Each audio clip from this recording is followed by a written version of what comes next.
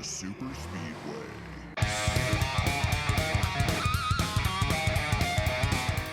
Man, let me tell you about how great NASCAR is to us drivers. I got to my hotel room, and there was a little box with my name on it that had a bottle of bourbon in it. So that's in my bag. I'm pretty excited about that. But I've got a couple bottles that were bought early in 22 that were like, the next win, we're going to drink these. They've been sitting on the counter way too long. So, yeah, so to everybody that said I couldn't win and don't deserve to be at Hendrick Motorsports and all that, cheers to you. Welcome to episode 328 of the Super Speedway podcast, recorded Tuesday, July 9th, 2024. I'm your host, Eric Young, and I am joined, as always, by my co-host, James Cush. James, I think Alex Bowman was cheersing you. He was happy, huh? Yeah. He was cheersing me. So imagine that. When you win a race, you're happy. He was, yeah. Who would have thought? He's happier than Tyler Reddick, that's for sure. Oh, my God. Yeah, happier than a lot of people. Yeah. Christopher Bell. Yeah. Shane Van Ty Gisbergen. Gibbs. SVG. Larson. Oh, wow. It was a weekend. Good times. Good times. Yeah. Good times at the street course. There you go. My God. We did it. How was your 4th of July before we start talking about the race? Do you anything fun for the 4th? Actually, yeah, I was actually closer to the Chicago street race than I was my house. Oh, at wow. one point over the weekend. Yeah, I had to drive over to the very tippy corner of Michigan down there by the border. So if I listened closely enough, I could hear the cars across the pond. Nice. Doing their thing on Saturday. So, no, not quite that close, but pretty close. That's cool. How about you, man? What'd you guys do? Were you taking a bunch of photos of fireworks as you typically do? I did not take any fireworks photos. Everybody takes fireworks photos. They're not that hard to do, and everybody's photos look the same. Like who really cares about fireworks photos? It's right? just a firework. You've seen one, you've seen them all. It's a firework, yeah, and we were going to go to the fireworks because we felt obligated to go to the fireworks. We're going to take the kids. We moved here to Bay City several years ago. We've said since we moved here, hey, we're close to the fireworks. We can go to the big show, and we've never done it. We're going to do it this year, and it's not worth it. We couldn't go Saturday, so we couldn't go to the big show. So Thursday we were talking about it, and my wife asked the boys, like, do you guys want to go see the fireworks? They're like, no. It's like, she asked me, she says, do you want to go see the fireworks? I'm like, no. She's like, well, why are we going to the fireworks? It's like, okay, good. We won't go to the fireworks then. So no fireworks for me. I always tell people who... Go ahead. I just always tell people, you got to go once every... I don't know, what would you say, Eric? Once every 10 years into Bay City is probably sufficient for our area. Because it's a big... I mean, it's a fantastic show. Yeah. But more than once every so often, it'll bury you alive.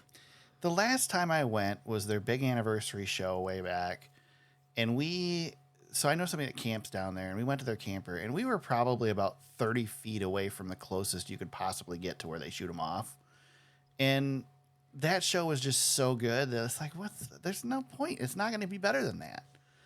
So I just don't have the urge to go back. I did go Saturday night, of course, out to Whittemore Speedway for the CRA JEGS series. Saw that. And they had fireworks, so I got to listen to those in the trailer while I was editing photos after the race. But yeah, it was that was my 4th pretty much. I did something for work too. I went and covered a parade. I hate parades. You're just watching traffic. But at least I have to take pictures. Free candy. Yeah, if I have to take pictures, it's something to do. So. Right. But that was it. 4th of July is over for us. 4th of July is over for everybody. Everybody. We did it. Yes. You know the best part about the 4th of July is not a whole lot of people are working. I know you were working. Yeah. Not very Not hard, a whole lot of though, people are working. The Monday after a long 4th of July weekend is really grimy. Yeah. It's just I can't get moving. I'm still tired. I don't get tired too often, but maybe like I don't know, once every 6 weeks or so, I get really tired. Today's that day. I'm feeling it today, but that's okay. Yeah, it's okay. We're gonna make it through this. I'm not gonna bore everybody with my tired talk. Well, good.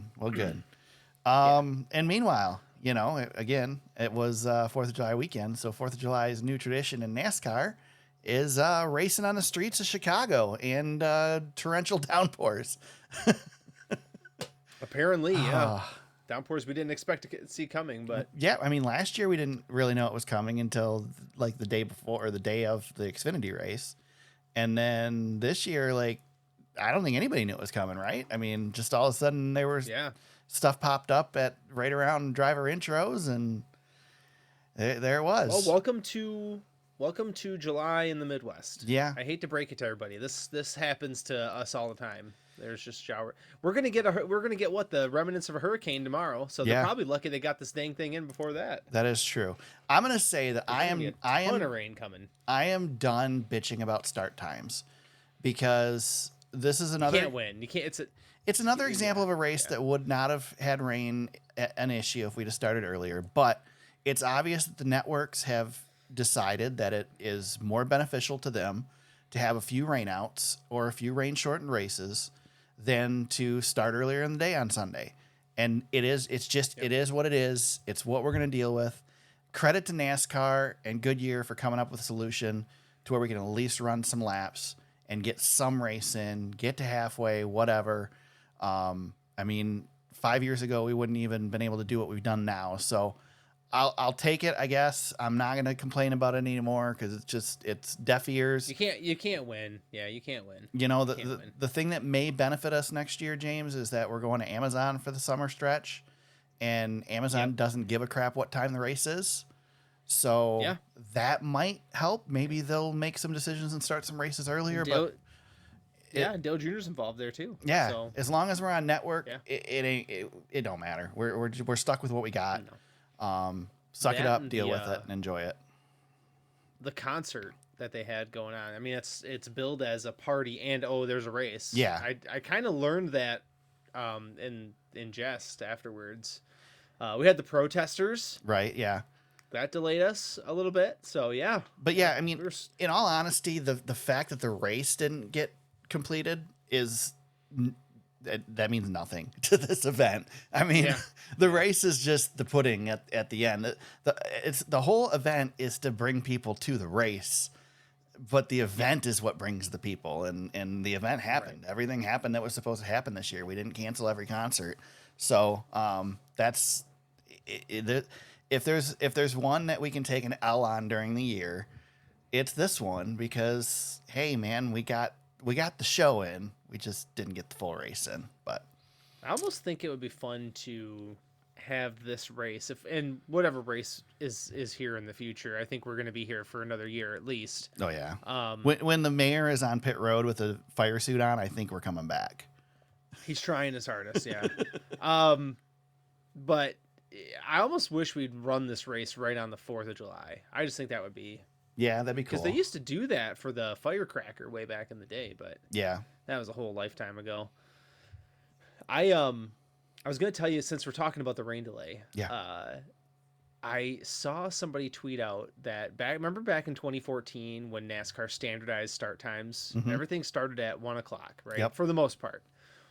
And I saw somebody tweet about this, and they didn't have a whole lot of backing behind it. So I said, that can't be true. I bet you there was a bunch of rainouts in 2014. I went and looked it up, and by God, that was the lowest amount of rainouts we've had over the last, I'd say, 15 years I was looking at. Wow. So I thought, well, maybe there's something to starting them early in the summertime. So hopefully Amazon can do that.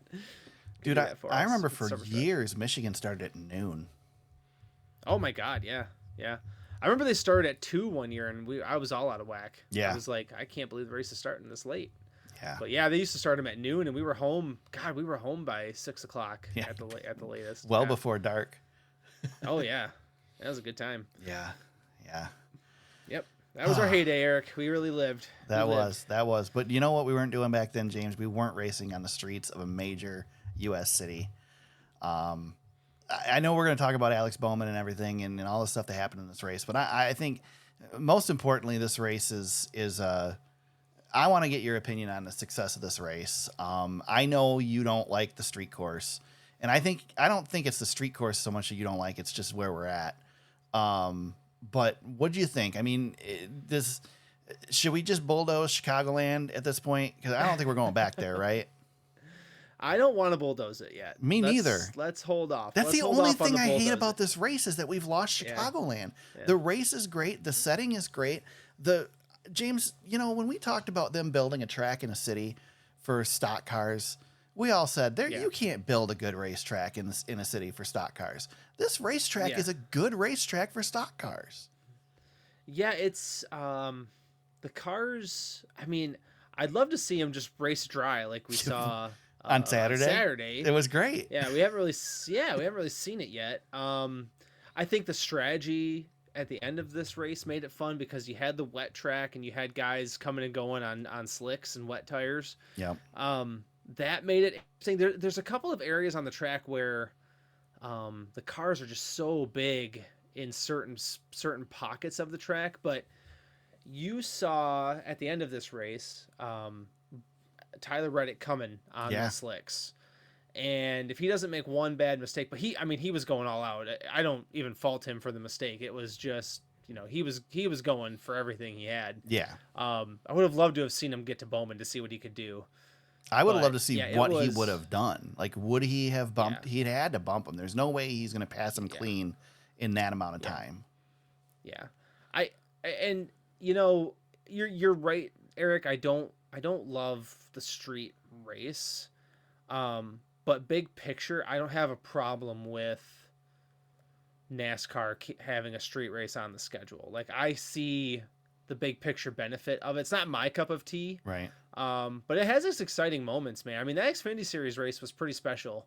The kind of racing we saw, and it's, it's when the street race is at its best, it's about as good as what you'll see on intermediate track. I mean, when you've got so far, I mean, there's other street courses that probably wouldn't do James, anything. We've seen it at its worst 2 years in a row too, and it still puts on a good show.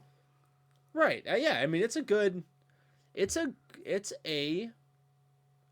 I mean, not to say it's perfect, but it is a passable, really decent event for what it is. I am actually considering maybe making a trip out there next year. And I know Jeff Gluck said the hotel prices were good, and I don't know how. He was across the street from the track for $200 a night. That's pretty good. But I mean, Chicago's gigantic. This thing doesn't even move the needle in Chicago. You know what I mean? Right. It's one park in Chicago. Yeah, it's like New York City, a big event in New York City you don't even notice because it's just huge, Yeah. So I've there's some consideration depending on what I'm doing 4th of July weekend. It's not that far away. And I mean, you're not going to go there expecting to watch the race because you can't. You can see a corner. But just to experience the whole event and everything would be pretty neat. So it's something. It's something I'm considering. But the coolest thing to me, James, I think is that when I go on, and I know I'm getting fed stuff on social media because of the algorithm and what I'm interested in, but I'll go on social media. I'll go on TikTok. I know you're a big fan of TikTok. After this race, and that evening I'm scrolling through and I constantly come across videos of people showing their TV and then coming to the window of their apartment and showing the track outside. Yeah, like they do. Like they do for Monaco and F1. Yeah, that's a fun. Yeah. And so it's like, I mean, these people. It's so cool for these people to have this thing in their backyard or whatever down the street. It's just it's a great exposure event for us. We haven't fallen flat on our face with it. We've faced major adversity with weather 2 years in a row. Especially last year, and it's still been a success. I think it's, like I said, the only thing I don't like about it is that we lose Chicagoland Speedway. It has nothing even to do with the city of Chicago. I think the city of Chicago is a perfect place for it. It's just, I want that track back so bad, but maybe we just dig it up and move it somewhere. I don't know. Yeah, and I don't think this race is a forever thing. So no, I don't think so either. Yeah, I bet you it's longer than 3 years though. NASCAR just won't go there. It's almost on a year-to-year basis, so it's hard to project long term when NASCAR themselves are like, well, we're planning on being here, and that's what they say. We'll talk about the schedule a little bit, probably a little bit later, but we know that's coming soon, and yeah, I mean, we all know this is going to be on the schedule again next year. Right. I mean, that's happening. Beyond that, though, I mean, I am not sure. I'm really not sure. I think a lot of this is political too. It depends on who's sitting in that Oh yeah, mayoral seat. anything like that. And I mean, there's certainly. I mean, we learned last year that this is an event that's not held somewhere that we run, and that they rule there, and that rules that we have everywhere else don't exist here. We got to follow their rules. Right. So there's challenges with it, but I think it's worth it. And NASCAR spent more money this year. They shortened the time up for setup and teardown. I mean, Jeff posted on Twitter the morning after, and there was the street was clear, and people were driving down the street already. And there was a city council member, I believe, and I don't have the name in front of me, so I apologize. But said basically that. He said, I'm not a fan of this event, but I give NASCAR a ton of credit because they did what they said they were going to do. They improved their processes, and they got this street opened up and have us up and going again like they said they would. Yeah. He basically said NASCAR delivered on their promise to improve this, and they did for the second year. I'd be really curious to see weather-wise if we tried as hard to get a race in, if it didn't cost so much to extend it an extra day. Yeah, and they can't. I mean, they really can extend it a day. Supposedly they can. Supposedly they have the option, but it's really expensive.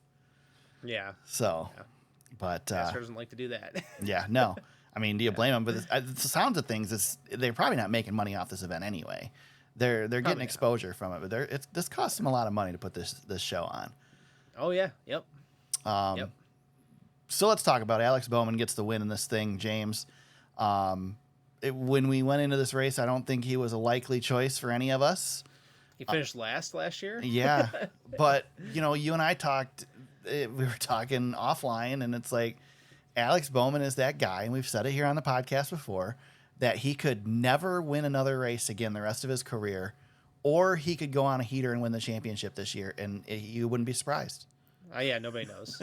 Nobody knows. He's such an anomaly, and he won this race, and yes, his main competition was taken out by the dart without feathers that was Chase Briscoe this weekend.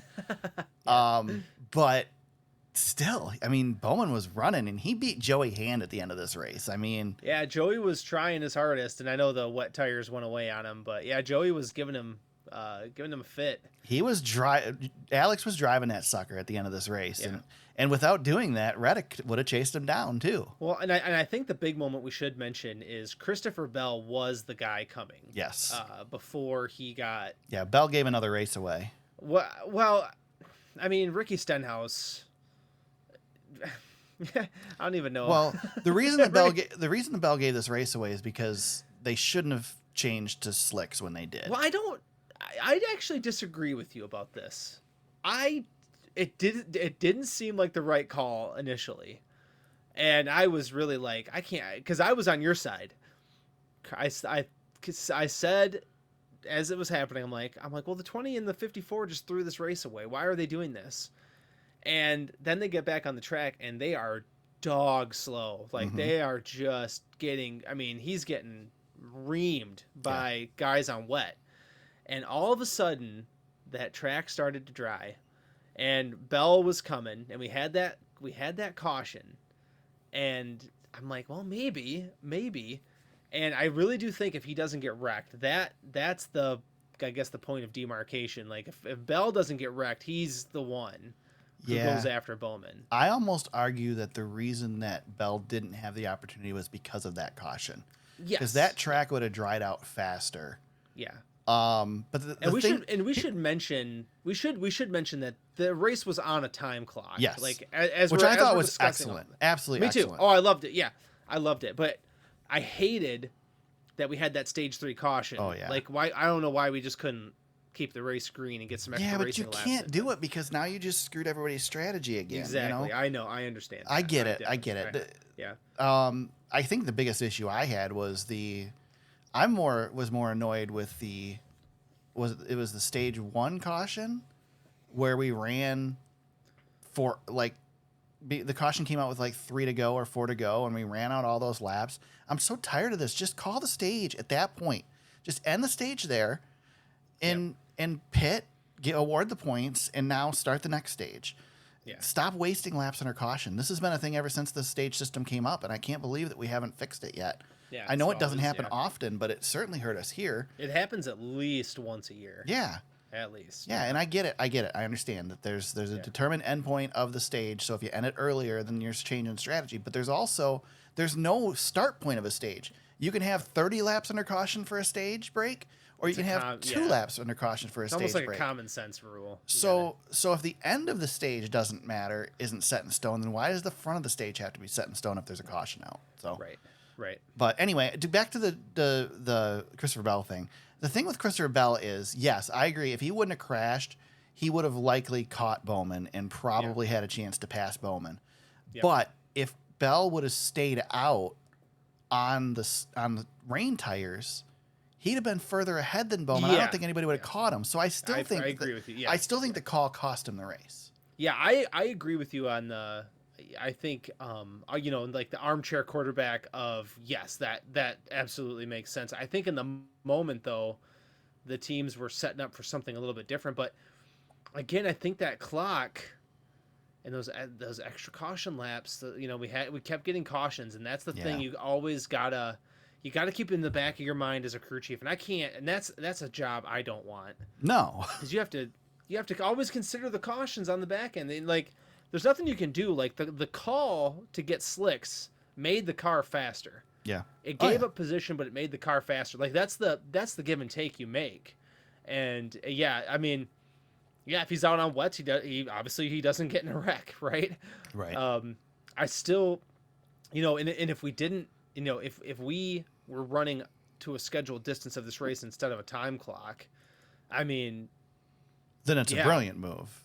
Yeah, because Bell's going to get there, but I think the time clock kind of screwed him on that part of it too. But again, you're a crew chief juggling all of these things, plus the things we're not even mentioning or thinking about because we're not that smart. That is a very difficult job, and the crew chief did the right thing, made the car faster. But you're right, Eric. I don't disagree with you. You give up the safety of being out in front. Man, and it was so wet still when they put those slicks on. I couldn't believe how many people put slicks on because it was really wet. And I think too, Eric, one of the things that we talk about from time to time, and I know drivers say this too, is put the race in our hands, right? Mm-hmm. Especially if you have a driver as skilled as Christopher Bell. Yeah. Like you put the slicks on and let him do his thing, right? Instead of, because Alex Bowman was, he was playing defense for the most part. Well, and to say I say that the move cost Bell the race. Brilliant move by Alex Bowman, and it sounded like from the conversation on the pit crew or with the pit crew that it was Bowman's call. But if they would have pitted and went on slicks, they'd have been behind Bell. There was no way they could win. There was no chance to win. Yeah, and Joey Hand too. Yeah, so why not give him the chance to win? And if it doesn't work, it doesn't work, whatever. But it worked out for him and got him the win. Yeah, when you're exactly, and that's the opposite end. Like you're that far back, you have nothing to lose. Yeah. You just go for the win. Absolutely brilliant move on their part. Yeah, when he stayed on the wets, and I was watching that clock, I said to myself, I think Bowman just won this race based on. I was like, I was hesitating even like in the moment. I was hesitating like, kind of talking to myself, like trying to figure out the strategy because it was so intriguing with the dries and with the slicks and the wets, and I was like, and I love, by the way. I love that NASCAR let the teams make these choices, and they didn't hold their hand either. Yep. Like, that made it more interesting. Yep. Are you okay with the way that we've done this now, where we did in New Hampshire, it was baby steps, but here we've done wet weather on road courses so many times that they feel like the drivers are good and the teams understand how it works, that they can let them. Are you, like, I guess my question is, it's not whether we're happy they did this here, but are you okay with the fact that we're at a different step in the process on ovals versus road courses? Or do you think they just open it up everywhere? Well, they should just open it up everywhere. I don't want NASCAR telling us that I I don't, Eric, you remember what they said at New Hampshire. This is part of the reason I was so mad at New Hampshire. I was pretty mad about the whole situation, but NASCAR told us it's not safe. Right. Yeah. Not safe to pit the cars. And I'm like, Yeah, competitive pit stops aren't safe. Did you see the pit road in Chicago? Right. That was a lot worse than what we had in New Hampshire. So I don't want to hear that excuse anymore. Let these guys pit the cars and let them make the decision. Yeah. And that goes for all tracks. I don't care if it's ovals, street course, road course, whatever. But yeah, I love that we're at the point now where, okay, we've got a better understanding of this. Let's let these teams make the choice. Not only that, but not only did they let them choose when to put slicks on, but when they went to wets, they didn't have to go to wets. Mm-hmm. You know, we gave them the choice right from the start of the race. You put whatever you want to put on it. I love the fact that they said, okay, you can put on whatever you want for the pace lap. You go out your first pace lap. If you want to change after the first lap, you get your spot back. After that, tough, man. You picked, you made your bed. You're starting, you got to go to the back. And I love that. I thought it was perfect. And I thought it showcased the brilliance of the crew chiefs, just going back to, like, you know, Chris Bell was flying. Tyler Reddick, obviously, he was flying at the end because the track dried. The crew chiefs took that gamble. They're like, this track's going to dry up a little bit. We're going to be able to get out there. And they sure enough, man. Those guys on slicks were flying. When we went back to green in the rain, were you getting Coda flashbacks? Because I was. Yeah. No, I didn't go. Now that you say it, I can see that because that was we learned a lot that day. Well, Denny said on his podcast, he said the way you need to look at it is if that shot coming down the front stretch, if you can only see the first two cars, it's too wet. Yeah. And he's probably not wrong. Pretty much, if there's standing water on the track, they shouldn't be out there racing. As much as I don't want to see them. The thing is again, we got a different thing on ovals than we do on road courses because on road courses we have a rain setup, and on ovals we have a wet weather setup. Yeah. So, and NASCAR has been clear; they have called them different. They are very specific with their wording, and we don't have the flashing lights. We don't have the mud flaps or whatever. Which the mud flaps did nothing. Obviously, you can see there the mud flaps did nothing. So it's a different setup, but yeah, it was too wet to go back racing at that point, as much as I wanted them to. Yeah. Oh yeah. Yeah. And there was a video of Denny sitting in his car with rain just coming into the car. Yeah. So. Well, they used to be able to plug up the vent on the front of the car too in the rain, and they can't anymore. So it just pours in there while they're driving. Yeah, they were using my leaf blower to get the windows ready by the time they were ready to get the cars back on the track. But yeah. Oh yeah, I'd love to see it too, but yeah, rain delays always make me a little grumpy, but yeah, me too. But I did love, especially when you know there's a limit. That's the worst part is the limit's coming. Yeah, and I love, and I jokingly said this to you. I'm like, all the bad racetracks that we go to, can we just put that? If there's rain in the area, let's put that timer. Yeah, let's put that timer out there again. We go to Richmond. I want to see that timer. that timer was excellent. I am very happy they did that. It gives you a destination. You know what the end of the race is. And we don't need 30 green white checkers at a road course anyway. So the whole it when it's done is fine. I was very happy with that. I think the teams all applauded it. I think that's what we'll see many times in the future when it comes to a race. It looks like it's going to be shortened because of darkness.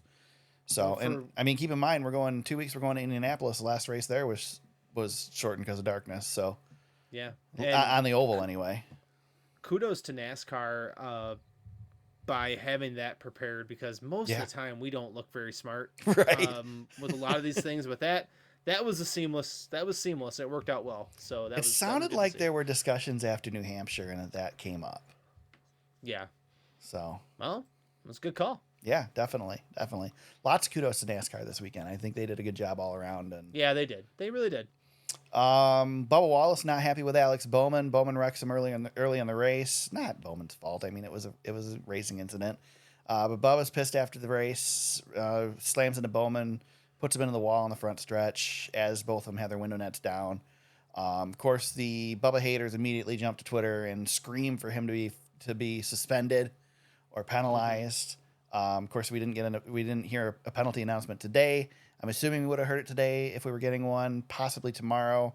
But he shouldn't be penalized, right? I mean, we saw video of Chase Elliott and Daniel Suarez doing the same thing after the race. Yeah, not not for that. And even Bowman said it's like Yeah. not that big of a, Well, Bowman said he screwed up. So. Denny mentioned too on his podcast, and Denny's not wrong. Bowman also is like, he's kind of like giving him a pass because he's kind of like hoping that this is over now. Like he got his shot. Yeah. He's not going to sit there and badmouth Bubba and piss Bubba off more and make Bubba more mad at him. He's going to say, he's going to tell, yeah, exactly, politics. Yeah, so politics. But yeah, I mean, this stuff happens. It happens all the time in these races. At the end of the race, I'd rather they do it there than on pit road, right? Right. If it's on pit road, they got to be penalized. But on track, yeah.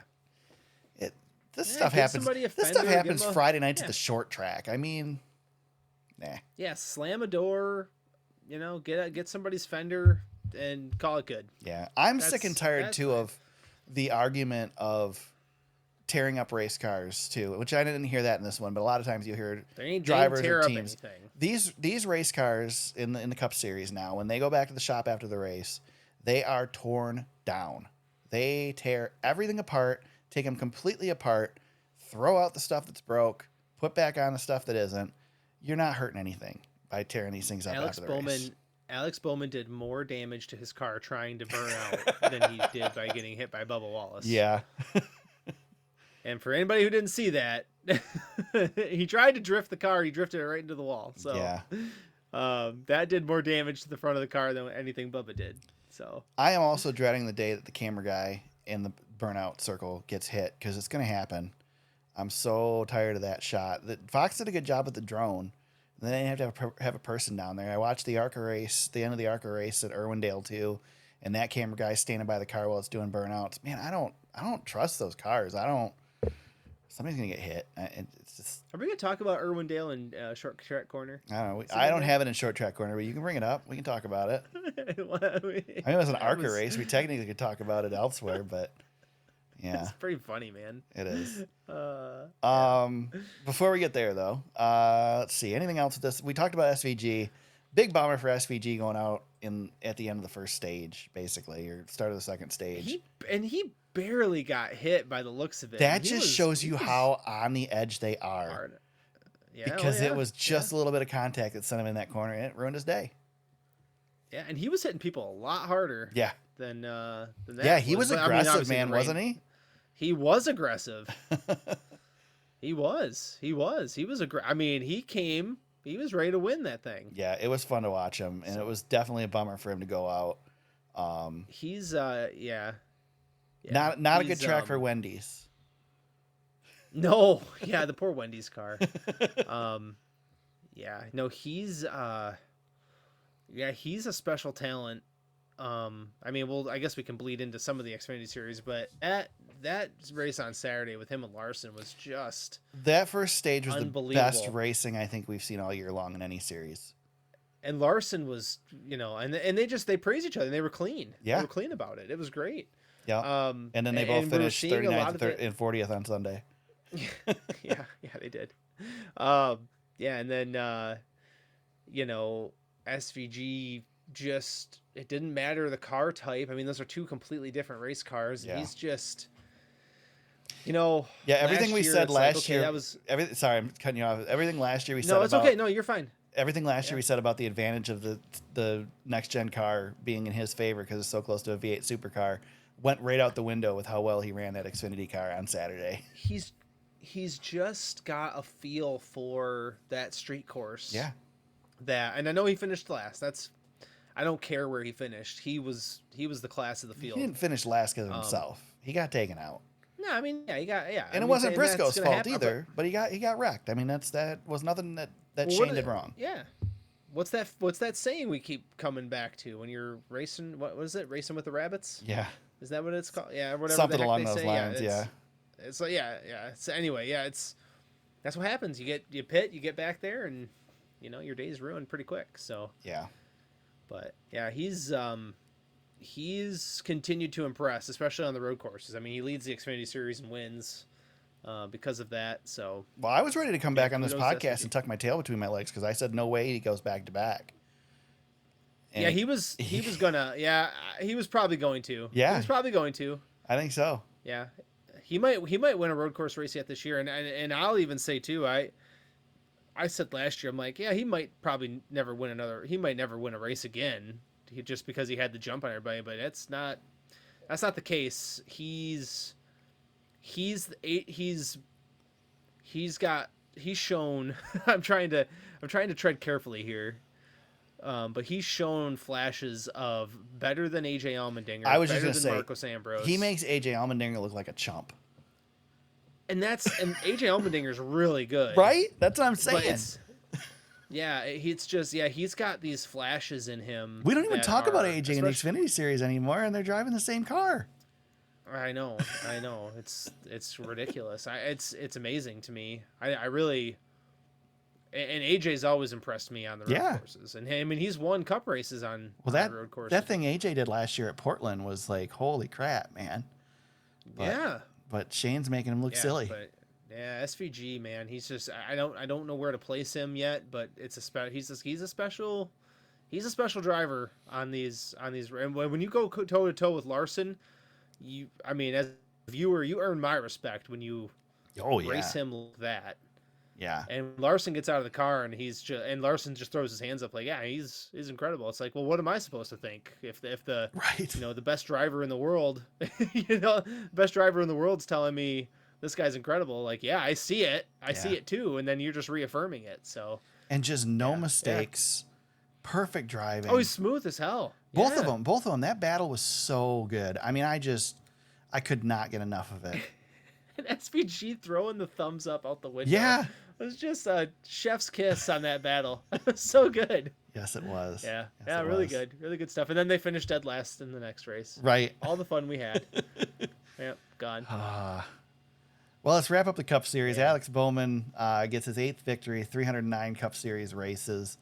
Locks himself into the playoffs. Ooh, I have the all-time list. Yeah, let's see it. I love doing it. I love the all-time list. He is now tied with Kyle Petty. Interesting. All time. Yeah. He breaks a tie with, here's some good names, Eric. He breaks a tie with AJ Foyt, Jamie McMurray, and he's now 2 ahead of Tyler Reddick all time. So Wow. Good list. I know. That's interesting. 70th all time in NASCAR Cup Series wins, one behind Chris Bell. Wow. That's pretty cool. Tied with Kyle Petty. Wow. Yeah. So guys without wins in the top 16 right now, we've got Chris Buescher, Ross Chastain. Those two are probably the most nervous. Ty Gibbs, and then Martin Truex Jr. Martin Truex Jr. is pretty safe. Ty Gibbs probably pretty safe, but those other two, they're going to have to work. Ty Gibbs was a serious contender on Sunday. Yeah, he was good. Yeah, he was. I was waiting. I was waiting for Reddick race. to get to Bowman and for them to take each other out and give Gibbs the win. He led the most laps, didn't he? Yeah, he led the most laps. Yeah. So yeah, he was up there quite a bit. Yeah, Ty Gibbs was good. He had my attention. Outside looking in, we got Bubba Wallace, 45 points out. God, this text is so small in this, James. I can't even read it. 88 points out for Chase Briscoe. Kyle Busch is 88 points out. And Todd Gilliland is 121 points out. At this point, I mean, Bubba could points his way in, but I mean, he'd have to work pretty good. He needs a couple of good stages. Yeah. I think these guys got to win to get in at this point, but we'll see. There's still a few weeks to go. What do we got? 4 races to go yet before the playoffs, I think. We got 2 and then the break, and then we come back for 2, I think. I don't know. Bubba's got Michigan on the schedule. Yeah. So, that'll be a good one for him. I guess we got more than 2. We got more than 4 yet coming. There's still some time. Yeah. Well, what? Yeah. Yep. Oh yeah. NASCAR Xfinity Series. Anything else worth? Well, I guess before we go there, Kyle Larson points leader, 11 points over Chase Elliott, 11 points in the lead after missing an entire race. So it's pretty good for. I think we also need a street course We need a street course crashing rule. Yes. I saw the 14 and the 4. Mm-hmm. They were in the tire barrier so much. Yeah. Oh my God. Josh Berry had the worst day. Yes. The worst. Yeah. Yes. Did you see, before we leave the Cup race? Yeah. Did you see Ross Chastain did Hail Melon 2.0? The driving under the tire barrier. He drove under the tire barrier, and somebody on NBC did the look at what he did, and I laughed when I saw that. I laughed out loud. That was funny. I love Ross Chastain. I do, man. He got under the tire barrier. He just doesn't give a damn. Just go. He's under the tire barrier, and you can just see him throttle up as hard as he can to get out from under it. Unbelievable. Only Ross. Great Only stuff. Ross. Great stuff. Yep. NASCAR Xfinity Series in action the day before. We mentioned SVG gets the win there. Only 14 laps led. Kyle Larson led 12. 14 laps led by Jesse Love as well, who was good in this one. Throwing haymakers at each other. Yeah, for sure. But really, it was the Shane Van Gisbergen, Kyle Larson show. Of course, Ty Gibbs finishes second. He didn't lead a lap, but did finish second to Kyle Larson, or before Kyle Larson at the end of this race. We finally got to see a race that was not affected by weather at Chicago on the street course, so that was cool. It was good. And it was a good race. Yeah, again, this race to me is the one that says we could have done this before, because, I mean, this is essentially the old Cup car. Yeah. You know, so, and it performed great on this track. It was a good show. Yep. Like I said, arguably the best show of the weekend, especially that first stage, best show of the year. So, excellent to see. Good show from the Xfinity Series. Anything else really to talk about with this one? A couple of like noteworthy items. Yeah. Joey Logano stepped into the 15, got top 10. Yeah. Parker Kligerman, that's a good run for Parker. Right. Connor Mozak finished finished fourth. 6th. Yep. But yeah, other than that, that was pretty much. I mean, Shane Van Gisbergen show. I mean, we've already talked about it. So Yeah. Yep. Third win of the season for Van Gisbergen, and third SVG's victory third in win. his career in the Xfinity Series. 18 NASCAR Xfinity Series starts for Shane Van Gisbergen, so not too bad of a record there, especially considering how bad he is on ovals. Cole Custer's your points leader, 38 points over Justin Allgaier in the NASCAR Xfinity Series. There you go. All right. You mentioned Joey Logano. We'll just start there with news. Since we're already on it. Joey Logano steps in place of Hailie Deegan. We find out on Monday Hailie Deegan and AM Racing have parted ways. I think the writing was on the wall there. We kind of saw it coming. Hailie deleted all of the AM Racing references on her social media prior to the weekend, so not surprising there. What do you think? I mean, is Hailie going to get another opportunity somewhere? You think Hailie is done with NASCAR? And do you think this was? Do you think this is the right move? I guess whose move do you think it is? Is this Haley's move or AM Racing's move? I think it's probably as mutual as it can get. Yeah. That car might not be that good, and she's not performing. Right. So I'm just curious as to what Ford's involvement is. Yeah. I think she needs to go back to the Truck Series. Unfortunately, because she did show promise in her Xfinity Series start, which got her here in the first place. But I just don't think there's a spot for her in a competitive ride in the Xfinity Series. But I don't know. I struggle because, again, she ran that ThorSport truck and didn't do much in it in the Truck Series. So I don't know. Yeah, it's tough. But I think there's a place for Hailie Deegan in the Truck Series. I mean, obviously, if people like Joanna Long and those guys can continue to run there, there's room for her. I still want her to be successful. I think it's a bummer. You know, I like Hailie a lot. I like the Deegan family. I want to see a woman successful in our sport. You know, it'd be good to see. She's shown some flashes, but it's been pretty quiet for her. Yeah. For a little while now, for too long. Well, the only noise she's made this year has been negative. So. Right. I'd almost like to see her now. Refresh my memory too, Eric. She was a Toyota development driver at one point, right? Yes. I would. Boy, I wish that deal wouldn't have gone sour. Because I would almost like to see her do like a mixed bag schedule where she's in the Toyota pipeline, and maybe she's running some. Maybe she's running some trucks. Maybe she's running some Xfinity. Maybe it's Joe Gibbs affiliated or whatever. I'd like to see that version of what she could do. I just don't think that's a viable option for her, unfortunately. I think she needs to go. She needs to go the Ryan Preece route. She needs to pull her money together and get herself a top ride for a couple races instead of trying to run backmarker cars for a full season. Yeah, I just like to see her get in a car at like Michigan, for example, where there's a lot of room, fast race car. Get her in a Gibbs seat, something like that, and let her, just see what she can do when she's got a fast car and plenty of racetrack to work with. And, I just would like to see it one time, because I don't think she's like the worst driver ever. You know what I mean? Oh no, I don't think there's so something either. there. Yeah. She's got promise there. I don't think she's not someone you just give up on. Right. I think she could do something. I don't know. I don't want to give up on her just yet. But yeah, maybe she's a stadium truck driver. I don't know. Could be. Something like that. Yeah, maybe. I'm looking right now. Colleague Racing's teasing that Chris Rice will have a lot to talk about on SiriusXM tomorrow morning. So I wonder if they're going to announce something. Oh, good. Interesting. Anyway, yeah, sorry. Getting distracted here while you're talking about Hailie Deegan. You're good, man. Do your thing, man. Other news stuff. We got to see the electric vehicle prototype from NASCAR. I think did they drive it on the track too? They did. They did a lap on it. Yep. David Reagan. Got to see it not smash into the wall in the Coliseum. But I forgot about that. Yeah. I know people are losing their freaking minds about this, and it irritates me so much because, God forbid, NASCAR builds an electric car. Oh my God, they're coming for the Cup Series. No, they're not. If first of all, here's two things.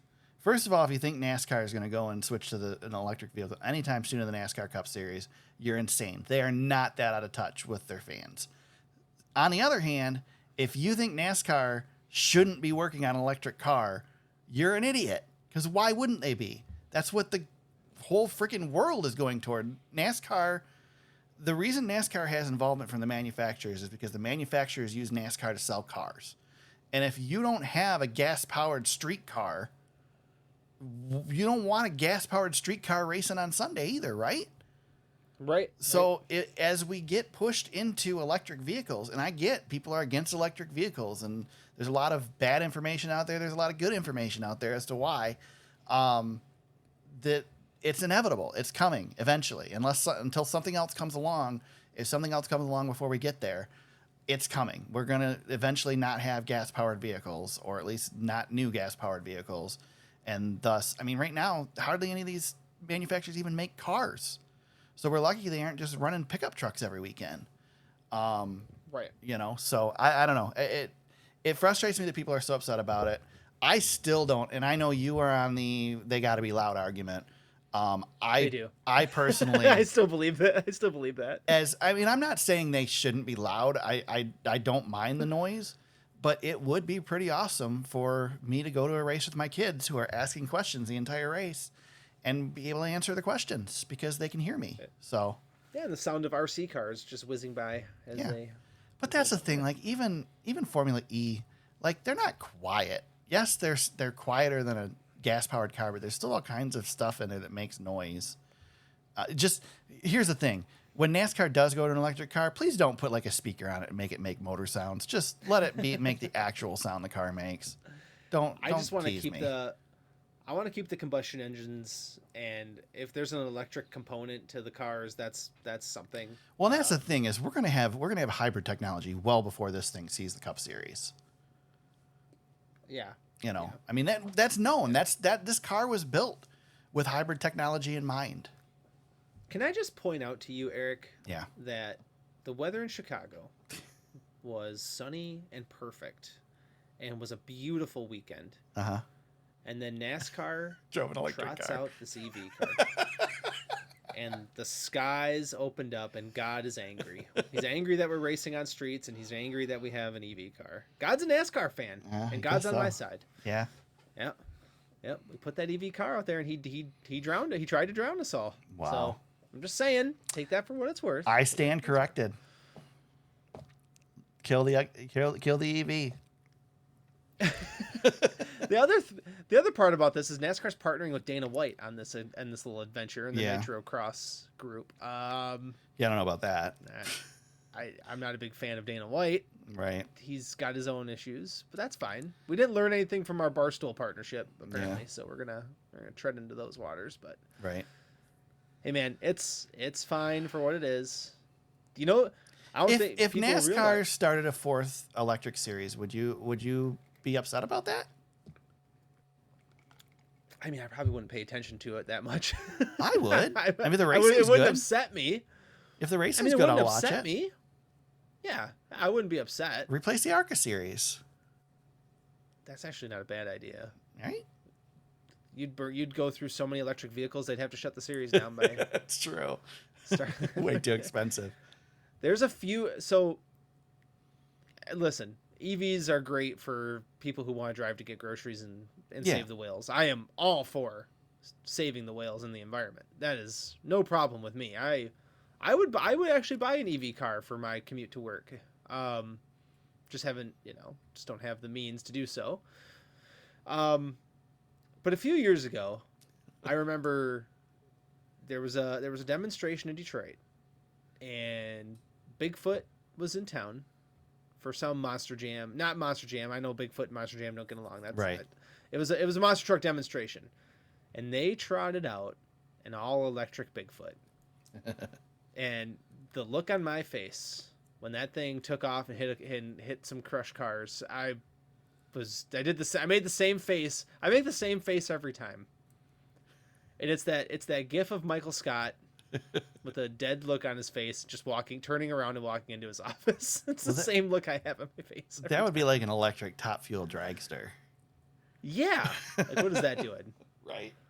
Yeah. But that's Anyway. different because, I guess technically a monster truck has many of them have a manufactured body on them that looks like a truck, but Right. a lot of them don't.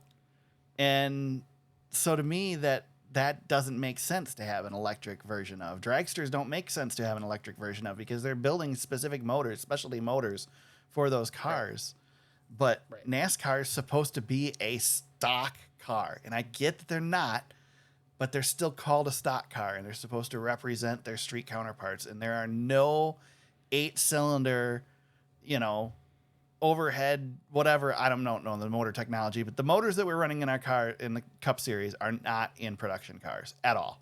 Period. No. Not anymore. They haven't been in decades. No. Since a long time. Very long time. Yeah. Yeah. So. Good stuff. Have Have fun with it. That's fine. I mean, if you enjoy it, that's great. I'm not gonna disparage. Yeah. I'll watch it. It's okay. I'll watch it. I hope they get something going. It'll be interesting. You can take this next one, James, because you put it in the notes. I don't know a whole lot about it. The streamer thing, the schedule. What's that? The streamers? Yeah. Oh, this is just really quick. Phelps was being interviewed, and this is where he said that they're expecting to be in Chicago. Gotcha. For at least another year, but sounds like the schedule's coming. 2025 is going to be set here. Bob actually said that normally they would have had it this week, but they're finishing up an international component. It sounds like, so we're going either to Canada or Mexico. I assume they had to interesting wait to find thing- out for sure whether they were coming back to Chicago too. But I guess they could and just put Chicago on the schedule and just go to Chicagoland if they can't go to the street. But and NASCAR's not going to put out a schedule with anything that could change. right. They want to have that set in stone. The interesting thing that I heard him say though was that the streamer, Amazon in this case, they will have a say in the races that they get. Interesting. So I think we're going to see some moving and shaking. Maybe not so much in 2025, but I think in the future, as these deals go on, I think we're going to see Amazon foot the bill to NASCAR to try to get some of the races they might want to see on their schedule. So that could change some things for us, Eric. So NASCAR is going to put some races exclusively on streaming with this package. IndyCar went the opposite direction and went all network TV. Yeah. What do you Probably think the is the better move. right option? You got to be both. I would prefer to see everything on network TV, but you've got to have a streaming presence. I totally understand that. But is there, Totally get and I realize that it's only a select number of races. Is there enough of a streaming audience that watches sports. And I realize that they're trying to also build these streaming services into places that people watch sports. But I'm nervous about the numbers. Not that Amazon cares. Amazon probably doesn't give a crap what the numbers look like as much as NASCAR needs. They need people not to just forget about NASCAR for 6 weeks because they're on Amazon. I just think so many people are on Amazon, and eventually it is the safest one to go with. Netflix and Amazon are the safest too. And Amazon has been doing the NFL, so right. I mean, if the NFL is giving, and the NFL is giving the Amazon good games, they have a sports presence. Well, money talks, man. You can get anything you want with money. Yeah, I mean, if Apple came to NASCAR and said, "Hey, we want to buy some races," Apple could buy NASCAR. Yeah, well, yes, then we'd be all yeah. Then it would be electric cars. Yeah, like if I don't know if I'm trying to think of another streamer where I wouldn't be so excited, but I mean, Netflix, Amazon, I mean, there's a lot of eyeballs on those things, and they are getting into live sports business. So yeah. That's true. I just think it's naturally where it's going. I think you gotta dip your toe in and you gotta have some sort of footprint there. Well, I just wonder if like next year is too early, but obviously the end of the 7-year deal. I mean, we don't know what TV's going to look like at the end of 7 years. I'm more worried for NASCAR about the TNT sponsorship, to be honest with you, because TNT messed up their NBA package really bad, and they lost it. And TNT's like, their sports are, there's like talk of a money problem with TNT on what they did, because they bungled the NBA thing so badly, and they let the NBA, and they had a really strong presence there, and they let that get away from them. I guess it depends on whether NASCAR produces it or TNT produces it. Right, and those are two different things, right? You have a whole season's worth of NBA, right. Which is what, 6 months out of the year, 7 months, 8 months. NASCAR, you got 6 weeks, so it's a little different. I think I do think eventually, if Amazon likes this partnership, they'll buy into more races. Oh, I think so too. That. And I think Fox and NASCAR are not getting along. I think that seems very out in the open to me. I don't know if you're getting that. Yeah, but it's hard to tell, but it does seem like there's a little bit of a rift there. Yeah. I feel like the big wigs aren't thrilled with each other. Yeah. Right now. So anyway, I spent more time on that than I thought I would. There you go. But it's because we're professionals. Yeah, we are. Yes. Rodney Childers announced today he's going to Spire Motorsports. He will crew chief the number 7 for Corey LaJoy. I know you got thoughts on this, right? What do you think about that, Eric? I mean, I think Spire is spending money. They have always been spending money. Yeah, that's a great get for Spire. If you can buy success, Spire is going to do it eventually. They are trying like hell, man. But they really are. Is that success Corey LaJoy? Well, yeah, that's the hard part, right? Right. He's had flashes of brilliance. Well, brilliance is a kind of maybe a little too big a word. Well, let me ask you this. Yeah. Is Corey LaJoy good enough? If you put a consistently better car underneath him, is that guy consistently in the top 10 at some point, top 15? Is he... You ever see a world where Corey LaJoy is consistently running top 15? Let me throw the question back at you in this way. Who's a better driver, Corey LaJoy or Josh Berry? Oh man. That's tough, right? I mean, Josh Berry recently, yeah. Because we've never seen Corey LaJoy in. Well, I guess we've one time seen Corey LaJoy in good equipment at a track that car didn't run good at. And he got outraced by his own car. Yeah, his own car with Carson Hocevar. And Carson Hocevar got a ride as a result. I don't know, man. That's a good question. I think Corey LaJoy has proven himself in the past. He used to race with Kyle Larson. He used to race with Bubba Wallace. He used to beat those guys. Yeah. Yeah. I don't know, like, at what point his growth stunted developmentally. When when he went with crappy rides. I mean, that's the thing. He didn't get good opportunities. And Spire is on the way up. They're not there yet. I don't think they're there yet, but they're coming. And Let me ask. the problem with ask the you Cup this. Series, we've talked about this before, is that in order for you to get better, in order for you to go up the ranks, somebody has to get worse. And Right. nobody's getting worse. Yeah, it's tough. Even RFK is, RFK is holding strong. Right. Legacy's not coming up like I thought they might. No. That's because So there's no that's room. another Where do one. you go? I know. When, It's hard. when It's really Rick Ware hard. Racing is starting to run better and Spire's running better, like there's no room. Somebody's I got to know. run 36th. I know. And sometimes it's Kyle Larson. Or Kyle Busch. yeah, Kyle Busch too. Yeah. Let me ask you this, Eric. Okay. Let me ask you this. Corey LaJoie. Could Corey LaJoie become Michael McDowell? I don't think that's a fair comparison because I think Michael McDowell is who he is because of road courses. Michael McDowell, he was in pretty crappy rides for a long time. He snuck 2 wins out of his career. Yeah.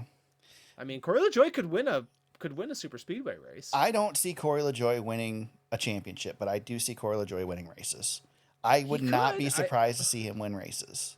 Man, if Rodney Childers puts a good piece under him, Yeah. but again, If you put Corey LaJoie in the 48 car, does he win? no, On a regular, if you put him in there for a season, you put him in that 48 car for a season, does he win a No. race? You don't think so? no, I don't think so. Do you think if you put Josh Berry in the 48 car for a season, he wins? I think he has a better chance. I don't think he does, but I think he has a better chance. Okay. I like his odds better. All right. I mean, that's just, I don't know. I think Corey LaJoie can win a few races. I think Corey LaJoie can get where Alex Bowman is. Yeah, that's probably fair. You know, I mean, Yeah, that's probably fair. I could see. And Bowman drove some crappy rides for a while too. Right. Ross Chastain, Yeah. he drove some real bad rides. Yeah. I mean, I mean, Corey's not going to be Ross Chastain. Corey's not garbage. No, he's not. He's not the trailer park that I sent you earlier Right. with Rodney Childers as the Saab, Right. whatever the heck that car was, that really fancy race car that was underneath the garage. But, yeah, Corey, he's just confusing. He's at a confusing point in his career. I'll be really interested to see what Rodney Childers does for him. This is his last best chance. Yeah. I mean, I think this is his last hurrah at Spire, don't you think? I mean, if Spire's going out and getting Rodney Childers, I mean, that's well, I don't know how many crew chiefs. if Spire's opening up the pocketbooks the way they are, you know, there's a driver that if I was Spire Motorsports and I had an unlimited budget, like they seem to have, I would go next year at the end of the season, and I would go after the guy they bought a shop from, that they already have a relationship from. That was the rumor originally, Yep. that he would go there, and he went to Richard Childress. Too early. Kyle Busch. Too early then. But next year, at the end of next year, to see Rodney Kyle Busch Chil- go over to Spire, Rodney Childers and Kyle Busch. I could see it. That could be a dangerous combination. I could see it happen. I mean, We talk Rodney about Childers- options that Kyle doesn't have anymore. That's an option he's got. Yeah. Again, they've got a business relationship. He sold a team to him. Eric, I don't know how many crew chiefs you put in that. Like, if you were to hold out your hand and be like, okay, there's 5 crew chiefs. Like, these are the guys.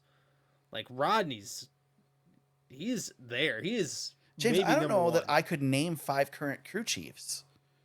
I mean, there's a few that I think highly of a few of them. Yeah.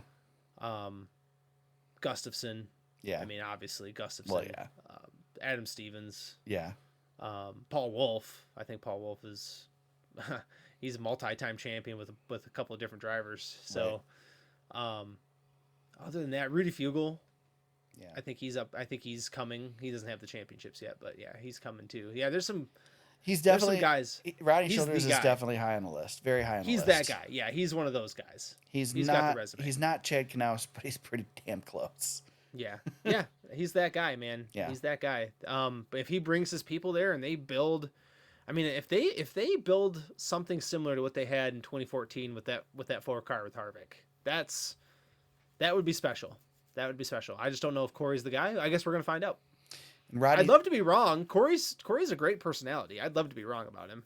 Rodney said today that he talked with pretty much every team and that nobody had a plan for him. And he went to Spire and they had a plan, and he went there. He said he wasn't going to spend 6 weeks or 6 months sitting on his hands trying to figure out what he was going to do. Yeah. So yeah, I'm happy for him. Go where you wanted.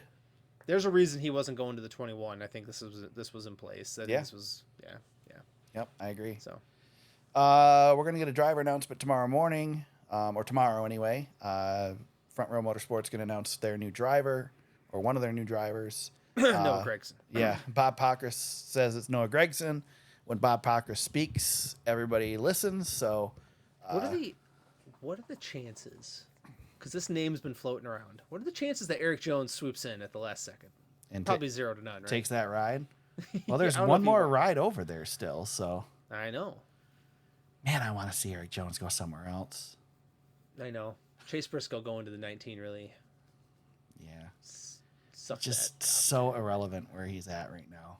I just want that Just team to be better. burning up the good years of his career. I know. Sucks, man. I know. It does. It sucks. Ugh. Maybe he'll win the Southern 500 again. Who knows? Maybe.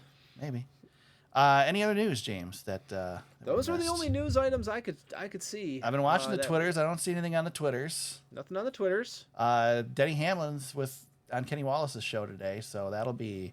I'll be sure to not listen to that. Yeah, if you can either listen to that or take a pencil and stab it into your eardrums. It'll be similar. Kenny Wallace. I can't believe he's still doing it. Well, now he can swear. That's the nicest thing. Platform. That's the nicest thing I can say.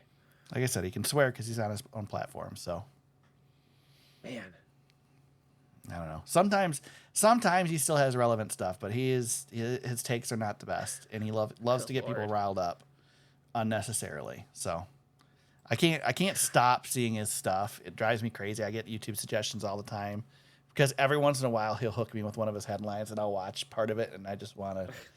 I want to smash my iPad when I do it. So, do you think people think that about us? I'm sure probably. Yeah. Checkered flags, James. Any checkered flags for you this week? Oh yeah, I always forget that this sneaks up on me early. Yes, there was. I have a couple. Number one, I tweeted at Tom Cruise. Yes. Because Days of Thunder 2, when he had that picture with Glenn Powell, man, that's Cole Trickle Jr. Yeah. If I've ever seen it. Yep. Let's make that happen. I'm down. Let's make that happen, Tom Cruise. Down. And then, man, I had a couple of decent ones, but I will also add. Now, yeah, you go. Let me right. mull this over. I might hop back in. All right. So before we started recording tonight, I watched the start of Dale Jr. Download this week, and Dale Jr. was talking about Legos. Oh God. Yeah, and so apparently William Byron has gotten him into Legos, more into Legos. He's got the Titanic Lego kit, which he is building on updated progress a couple weeks ago on the show. But he was going through the list of stuff that he's purchased recently, and somehow they got in the conversation. Junior was talking about Lego sets that don't look anything like what they're supposed to be, and he mentioned the NASCAR Lego car. Yes, it's bad. Yes, and he said yes. he said he's not buying it because it doesn't look right. And right. I was like, thank you, because I have been like, every time I see it, I'm like, man, I should buy that. I love Legos. I love NASCAR. I should support it. But God, that car is ugly. This was a thing on Twitter a couple weeks ago. Well, they just released another NASCAR thing, and they look better, but they still look like crap. There was and I don't have the person in front of me. There was a thread, and it got some traction online because I was reading through it and laughing my ass off. They go, why is there so much NASCAR stuff that it doesn't look like NASCAR race cars? And they had all these old games that were not. Remember the NASCAR drivers cartoon? Yes, and I'm like, exactly. Why does everything look like this? This is a great point. I'm glad Dale Jr. said something. Yes. So hopefully he'll fix it. I was so happy to hear Dale Jr. just rip on it. I can hear his voice in my ear without even seeing the video clip. I ain't buying it. I can just hear him. Hey man, it's Dale Jr. back again. Yeah, hey, man. Every episode, man. Filter time. Oh, I love Junior. Absolutely love Junior. So there you go. It's kind of a black really flag, but good. kind of a checkered flag. It's checkered flag for Dale Jr. for speaking. Again, Dale Jr. is us, man. He is us. Eric, I have a checkered flag / black flag. Okay. This is where I got hung up in the air. I I tweeted Oh, no. because I saw the F1 trailer. Did you see my tweet on this? I did not see your tweet, but I did see the All right. trailer. So let I'm me, interested. because this is a cell phone. You're going to love this. So checkered flag, black flag. Checkered flag, that F1 trailer looks awesome. Yeah. I am all in on Brad Pitt talking about building a car for combat and then the We Will Rock You music over race cars. That is just great. I mean, everything I want. That's everything I want. I retweet because I'm, feeling confident. This minute and a half is better than any F1 race in recent memory. I am locked in. I send that tweet out. Oh, no. And now I'm not kidding you. 30 minutes later, I start paying attention to the F1 race in Silverstone because Lewis Hamilton is on the march and I'm watching F1 and I was enthralled. So, oh man, are you black flagging yourself? Yep, a self-own. I have a self-own because I had to actually tweet. This was a poorly aged tweet. And I left it up there. Because I'll have to own it because I love that trailer. And then I had to be snarky about it. And then that F1 race was absolutely phenomenal on Sunday morning. I did not watch the F1 race, but I will say God. that I was so irritated with that trailer because I as I'm watching it, I'm like, this is going to make F1 look good again. And F1 sucks. It does. And it was just, and I don't want to bash racing series because I've been in arguments this week again with people bashing other racing series. Every racing series is good. Watch your racing series. Don't rip on racing series. But man, NASCAR, come on, talk to Hollywood. Get somebody in here to make open everything up and get somebody to make a movie like Days of Thunder again. Glenn Powell's the guy. I'm telling you, he's the guy. Oh man, but there were rumors too. There was rumors that it was happening, but I know. If we can get a Happy Gilmore too, we can get a Days of Thunder too, right? We can get Days. Yeah, Glenn Powell and Tom Cruise could make it happen. They've already done Top Gun Maverick together. They could do it. Yeah, they could do it. But Eric, watching Lewis Hamilton reach back in time. Did he win? He won. Dang. It gave me the feels. Huh. Because it took me back to Tony Stewart winning at Sonoma. And like the old guys always get one more, you know? Ah, Lewis, the greatest. I loved it. I was so excited. Max was trying to track him down. It was really exciting. I was locked in. So anyway, there you go. Cell phone. I give myself a black flag. See, I have a couple of black flags. See, my problem is I like Daniel Ricciardo, and that's like he just sucks now. Yeah, Yeah. that's too bad. I've got one. I think I got one more black flag. Yeah, go for it. Oh, okay. I was gonna say if you want to go. I'll wait. I got mine. Okay. Mine's All right, more hold on. inside baseball than anything anyway. So I technically have two more. These are all Twitter based. okay. Mine's Twitter based too. So okay, good. Okay. So Mike Ryan Ruiz, who is the producer of the Dan Le Batard Show podcast, he is just now getting into NASCAR, and his first race was at Chicago. So he flew up from Miami to Chicago and was really excited about it. And the morning of the race, he tweets. Oh no. He tweets because they have a DraftKings partnership. That you should take the Chevrolet winning the race bet at -150, which of course, I mean, hit. Right. Chevrolet won. Okay. He got the bet. Bet was good. But the tweet, this is a very good price when you consider how dominant Chevy has looked this weekend. So far, the 5 and 16 should continue to boss this street course. The 5 and the 16 finished 39th and 40th. That's awesome. So there's a black flag there. And then what was the other one? Hold on. There's one more good one. Oh God. Sage Karam. Okay. Did you see this one? No. Said street race is the best race of the year. And I said, hold on. Hold on. So Sage Karam goes 2 years in a row. He was complaining about the rain. NASCAR needs more street courses, blah, blah, blah. And I go, I retweeted. I go, we can poke fun at each other on this platform, but best event cannot be tolerated.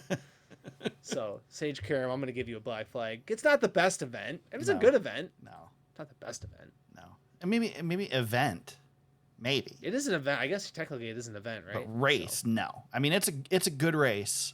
Yeah, but it's a good race. It's great because we do it once, and it leaves something there, like, So I don't know. I'm glad he likes it. Yeah.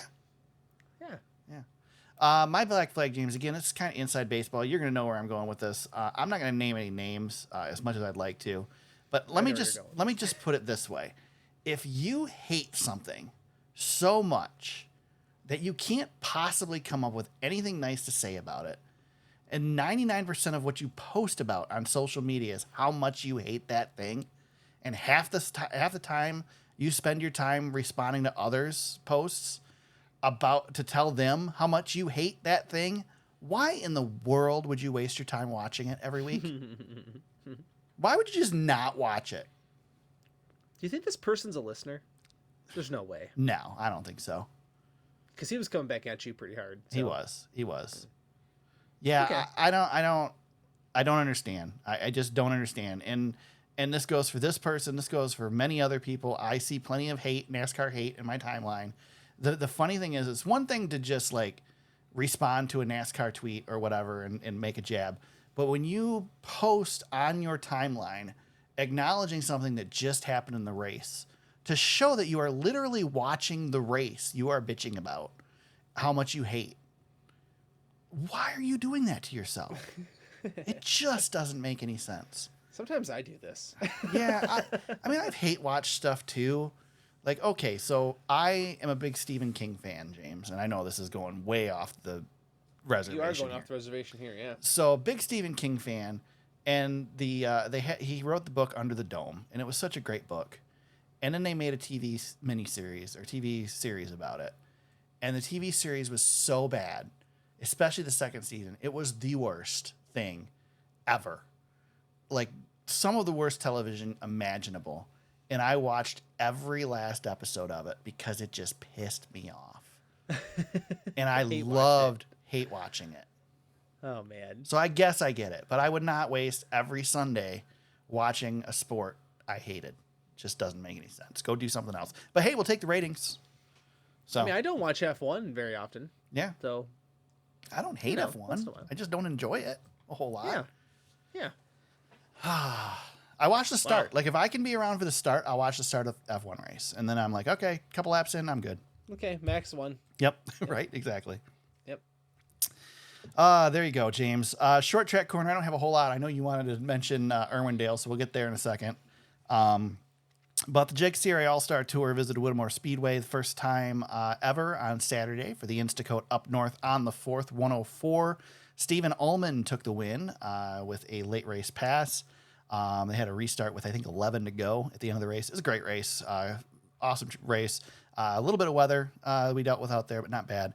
Ulman has run a ton of laps at Whittemore Speedway, won in pretty much every class out there. He's from the Tawas area. So cool to see him step in the JEGS CRA series and get himself a win. Pretty cool looking cars. Some of the cars had some patriotic wraps and decals and whatnot. So it was a fun race. They had 16 cars start the 104 lap race. And Whittemore Speedway it's about a perfect track for that series. So 2 lanes of racing, lots of passing, lots of contact. Nice little quarter-mile bull ring if you've never been up to Whittemore. Longest continuously running speedway in Michigan. They have raced every weekend between basically Memorial Day and Labor Day since, I think, like 1945 or something like that. So, man, there you go. And also, Slinger Nationals is tonight. I don't have anything else on that, but yeah. Great racetrack. Yes. Find it. Yeah, find it. Definitely. Great racetrack. And James brought up Irwindale in the ARCA. it was the ARCA West tour, right? Yeah. And what do you want to talk about the track announcer who I do F-bombed the winner and refused to interview him? Yeah. Sean Higurani, thank you. Yeah, for Venturini Motorsports. A lot of people do not like Sean Higurani, by the way. That's fine.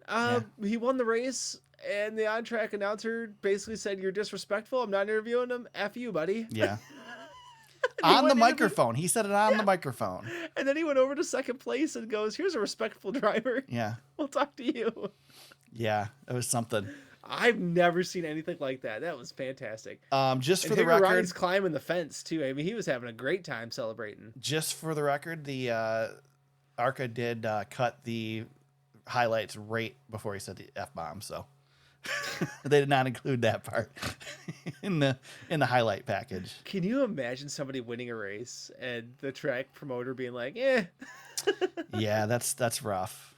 That's rough. It's a great clip. I mean, it's out there. You can find it on Yeah, Twitter. yeah, it's on there. It's out there. If you want to, Wendy Venturini was really upset about it, and Of course she she was. Yeah. Man, sometimes you see things that happen, Eric, and it's just so much fun. You don't want to piss the Venturinis off in Arca because they're like 3/4 of the series. Yeah, basically. They're kind of like Thorsport in the trucks. I mean, if they weren't there wouldn't be a series. Oh my God, it's just so funny. Yeah. What a funny clip that was. It's funny stuff. Irwindale, man, looks like a fun track. Looks like a track that you could put a safer barrier on and maybe run a Cup Series race out there. Irwindale was looking like it was in a rough position a while ago, but hey, man, that thing's been on the chopping block every year for the last like 20 years. No, NASCAR needs to go in there and make sure it's not, because it's a good looking racetrack. Buy that sucker up and run the Cup Series there. Screw California. Darn right. Well, there you go. We go to Pocono Speedway this weekend. NASCAR, actually all three series in action. The NASCAR Cup Series has the Great American Gateway 400 on Sunday, 2:30 p.m. Eastern. The Xfinity Series runs Saturday at 3 p.m. It's the Explorer the Pocono Mountains 225. And the NASCAR Craftsman Truck Series, thank goodness, not a doubleheader this weekend. They're on Friday, 5:30 p.m. with the CRC Brakleen 175. James, you pick first. Who's your pick for Pocono in the Cup Series this weekend? I'm gonna ride momentum. Oh, you're going. And I'm gonna say, a guy who's won here before. I'm gonna say Alex Bowman. I was gonna pick him. Wow. I was gonna pick him. I did take him off though, so you didn't actually steal him from me. Okay. Oh, I didn't even see that. I'm sorry. Yeah, I was looking at the. I didn't put it on the sheet. I don't ever put it on the sheet because I don't want you to know who I'm picking. I have my own. Okay. I have my own notes that are private to myself. Yeah, so I'm going with a little momentum. See maybe if he can string two of them together here. All right. I'm gonna go with the guy who should have won, and I'm gonna go with Christopher Bell as my pick this weekend. Yeah, he's that team's figured something out. Yep. They're looking like a real championship threat now. No doubt about it. Obviously Kyle Larson, good pick here too. Pretty much every weekend, Kyle Larson's a good pick. I think Logano was always typically good. Hamlin. Yeah, Hamlin's a great pick here. Historically, Hamlin's been very good here. This place is Denny Hamlin's track. Yeah. Ross Chastain's good until he gets put in the wall. Yeah, Ross will be tough. Tyler Reddick, maybe? Yeah, Reddick's high on the list. Pocono is kind of a road course and an oval, so let's see what Tyler Reddick can do. Yeah. Did Tyler Reddick do the tire test at Indianapolis? I don't know. No, I feel like there's some correlation there. The only one that I know that did was Brad. Yeah. Well, he might be good here. Or no, too, yeah. no, I'm sorry. Brad did. Brad didn't do. Brad did Iowa. Because TJ was there. Yeah, maybe Busher did. Maybe. Well, there you go. How about fantasy, James? How'd fantasy go this week? Oh, it was a weird one. Everybody did everybody bench SVG before the end of the second stage? I almost left him in because he had the guaranteed 11 points. Yeah. But I didn't. No, it was nobody scored well. But Green Eggs and Hamlin got the win, 184. Another bad week for everybody. Yeah. Cole Custer's last stand, 177, and Ranger, our three-time champ, 176. I was fourth with 158. I was eighth, right? I crushed Watermelon James. Crushed him again. So that was good. That's all you care about. Yeah, that's all I care about. You were eighth. Overall, not much. Nobody scored a whole lot of points, so it was kind of moot. But Cole Custer's last stand extends his lead just a little bit. Smoking Grill, second. Team Justin, third. Not a whole lot of movement. It was, I don't know, it was just that was, I think, a couple weeks in a row we've had really low scores. Yeah, both last 2 weeks we've had under 200 points win. So yeah, I would imagine that probably 90% of the people had Kyle Larson and SVG in this race. So yeah, I didn't. I had both of them.